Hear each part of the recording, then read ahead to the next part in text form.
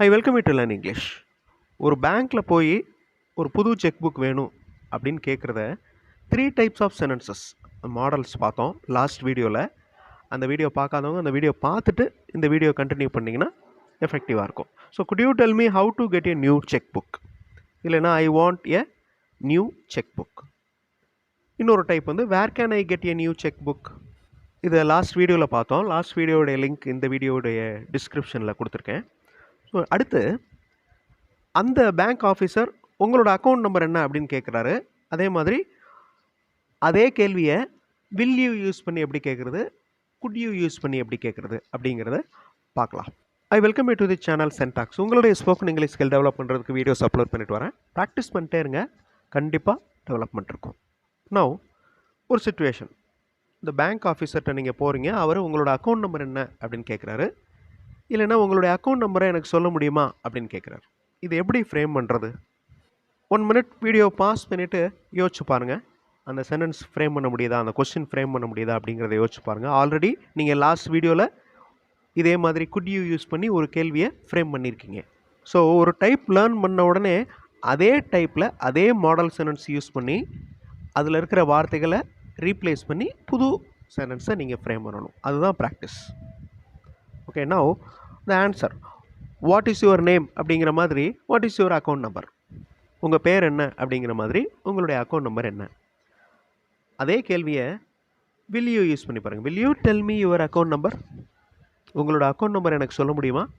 Last வீடியோவில் பார்த்த மாதிரி குட் யூ யூஸ் பண்ணி good you tell me your account number. உங்களுடைய அக்கௌண்ட் நம்பரை எனக்கு சொல்ல முடியுமா? ஓகே, அந்த டெல் அப்படிங்கிற வேர்பை எடுத்துகிட்டு நீங்கள் வேறு வேர்ப் அப்ளை பண்ணி பார்க்கணும். கிவ் அப்படின்னு போட்டிங்கன்னா could you give me a pen. எனக்கு ஒரு பேனா கொடுக்க முடியுமா? இந்த மாதிரி தான் கொஸ்டின் ஃப்ரேம் பண்ணி அந்த ஸ்ட்ரக்சரை மனப்பாடம் பண்ணணும். உங்கள் அக்கௌண்ட் நம்பரை சொல்ல முடியுமா அப்படிங்கிற கேள்விக்கு நீங்கள் பதில் சொல்கிறீங்க. என்னோடய பாஸ்புக்கை நான் எடுத்துகிட்டு வரல அப்படின்னு சொல்லணும். ஓகே, ஐ ஹாவ் அப்படின்னு அந்த சென்டென்ஸ் ஆரம்பிங்க. நான் எனது பாஸ்புக்கை கொண்டு வரவில்லை. கொண்டு வர்றதுக்கு இங்கிலீஷில் என்ன? பிரிங். இந்த மாதிரி முக்கியமான வார்த்தைகளுக்கு இங்கிலீஷ் டேர்ம்ஸ் தெரிஞ்சுக்கணும். கொண்டு வர்றதுக்கு பிரிங். ஸோ அந்த பிரிங்கிற வார்த்தையை யூஸ் பண்ணி அந்த சென்டென்ஸை ஃப்ரேம் பண்ணுங்கள். இல்லைனா இப்போது என்கிட்ட அந்த பாஸ்புக் இல்லை அப்படிங்கிறத எப்படி சொல்கிறது? ஐ டூ அப்படின்னு ஒரு சென்டென்ஸ் ஆரம்பிக்கலாம். ஓகே, ட்ரை பண்ணி பாருங்கள், யோசிச்சு பாருங்கள் எந்த வார்த்தையை அப்ளை பண்ணலாம் அப்படிங்கிறத யோசிச்சு பாருங்கள். ரொம்ப சிம்பிள் தான். நீங்கள் ஒரு தடவை பார்த்துட்டிங்கன்னா போதும். I have not brought my passbook. அந்த பிரிங் அப்படிங்கிற வார்த்தை ப்ராட் அப்படின்னு மாறி இருக்கு. ஏன் மாறுது? அது ரூல். அந்த ஹாவ் அப்படிங்கிற வார்த்தை இருக்குல்ல, அந்த ஹாவுக்கு அடுத்து ஒரு வேர்ப் வந்துச்சுன்னா அது பாஸ்ட் பார்ட்டிசிபிளாக தான் இருக்கணும். பாஸ்ட் பார்ட்டிசிபிள்னால் என்ன? ஆல்ரெடி ஒரு வீடியோ நான் கொடுத்துருக்கேன். பாஸ்ட் பார்ட்டிசிபிள் அப்படிங்கிறது வேர்போட ஒரு ஃபார்ம். ஒரு வேர்ப் லேர்ன் பண்ணுறப்ப அந்த வேர்போட past form, past participle form ரெண்டையும் தெரிஞ்சு வச்சுக்கணும். அப்போ தான் நிறைய இங்கிலீஷ் சென்டென்சஸ் நம்மளால் ஃப்ரேம் பண்ண முடியும். இப்போ ஃபார் எக்ஸாம்பிள் சாப்பிட்றதுக்கு இங்கிலீஷில் ஈட், அதனுடைய பாஸ்ட் ஃபார்ம் என்ன? ஏட். பாஸ்ட் பார்ட்டிசிபிள் ஃபார்ம் என்ன? Eaten. So eat, ate, eaten இந்த மாதிரி சொல்ல தெரியணும். ஓகே, ஸ்பீக் அப்படின்னா ஸ்பீக், ஸ்போக், ஸ்போக்கன் அப்படின்னு சொல்ல தெரியணும். So that is very important. இது டிக்ஷனரியில் இருக்குது, ஆன்லைன்லையும் இது இருக்குது. இதை பற்றின செப்பரேட் வீடியோ பாஸ்ட் பார்ட்டிசிபிள்னா என்ன அப்படிங்கிற செப்பரேட் வீடியோ இந்த சேனலில் இருக்குது, அதை பாருங்கள். இப்போ பிரிங் அப்படின்னா கொண்டு வர்றது, அதனுடைய பாஸ்ட் பார்ட்டிசிபிள் தான் brought. I have not brought my passbook. Have use பண்ணால் கண்டிப்பாக பாஸ்ட் பார்ட்டிசிபிள் வரணும். ஓகே, நான் எனது பாஸ்புக்கை கொண்டு வரவில்லை. அடுத்த சென்டென்ஸ் பாருங்களேன், அதே விஷயம் வேறு டைப்பில் சொல்கிறோம். என்னிடம் இப்போது எனது பாஸ்புக் இல்லை. I do not have my passbook now. Now அப்படின்னா இப்போது. I do not have my passbook now. நம்ம குட் யூ அப்படிங்கிற வார்த்தைகளை யூஸ் பண்ணி ஒரு கேள்வி ஃப்ரேம் பண்ணோம். அதே மாதிரி வில் யூ யூஸ் பண்ணி ஒரு கேள்வி ஃப்ரேம் பண்ணோம். இப்போ டூ யூ, மே ஐ, இந்த 2 வார்த்தைகளை யூஸ் பண்ணி கேள்விகள் ஃப்ரேம் பண்ண போகிறோம். இப்போ என்கிட்ட பாஸ்புக் இல்லை அப்படின்னு சொன்ன உடனே அந்த பேங்க் ஆஃபீஸர் அவர் என்ன சொல்கிறாரு அப்படின்னா, ஏடிஎம் கார்டு இருக்கா அப்படின்னு கேட்குறாரு. அது எப்படி இங்கிலீஷில் கேட்குறது? டூ யூ அப்படின்னு ஆரம்பிக்கணும் அந்த கேள்வி. உங்களிடம் உங்களது ஏடிஎம் கார்டு இருக்கிறதா? அதே மாதிரி அதே கொஸ்டினை வேறு டைப்பில், நான் உங்களது ஏடிஎம் கார்டை பார்க்கலாமா இப்படி கேட்குறாரு. ஸோ மே ஐ, பார்க்கலாமா இந்த மாதிரி பெர்மிஷன் கேட்குறதுக்கு மே ஐ யூஸ் பண்ணலாம். இப்போ இந்த 2 டைப்லையும் கேள்விகள் பார்க்க போகிறோம்.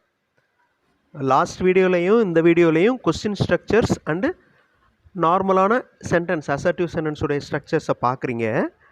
அதே மாதிரி அந்த சென்டென்ஸுடைய ஸ்ட்ரக்சரை ஞாபகம் வச்சுக்கிறதுக்கு என்ன செய்யணும், அதில் இருக்கிற வார்த்தைகளை ரீப்ளேஸ் பண்ணி நீங்களாக இமேஜின் பண்ணி சென்டென்சஸ் ஃப்ரேம் பண்ணி ப்ராக்டிஸ் பண்ணணும். That is very important. Practice இல்லாமல் நீங்கள் பார்த்துட்டே இருந்தீங்கன்னா புரியாது.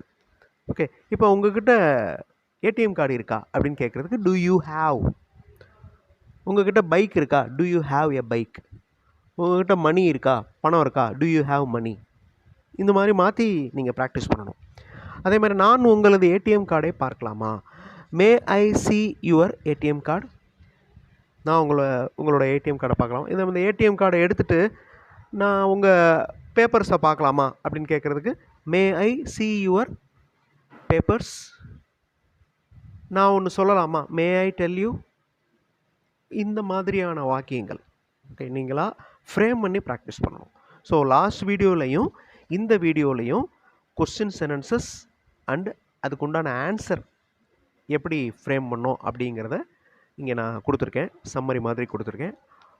பாருங்கள், அதில் இருக்கிற நவுன் வேர்பை ரீப்ளேஸ் பண்ணி புது சென்டென்சஸ் நீங்களாக ஃப்ரேம் பண்ணணும். அந்த ஸ்ட்ரக்சர் மனப்பாடம் பண்ணுற வரையும் நீங்கள் ஃப்ரேம் பண்ணணும். அதுதான் ப்ராக்டிஸ். அப்படி ப்ராக்டிஸ் பண்ணிட்டீங்கன்னா டென்சஸ் அப்ளை பண்ணி ஈஸியாக உங்களால் கேள்விகள் கேட்க முடியும், பதில்கள் சொல்ல முடியும். இதனுடைய கண்டினியூஷன், இந்த வீடியோடைய கண்டினியூஷன் அடுத்த வீடியோவில் இருக்குது. ஓகே, இன்னும் அந்த கான்வர்சேஷன் முடியல, பேங்க் கான்வர்சேஷன். ஸோ அடுத்த வீடியோவில் பார்க்கலாம். தேங்க்ஸ் ஃபார் வாட்சிங் and thanks for your valuable comments.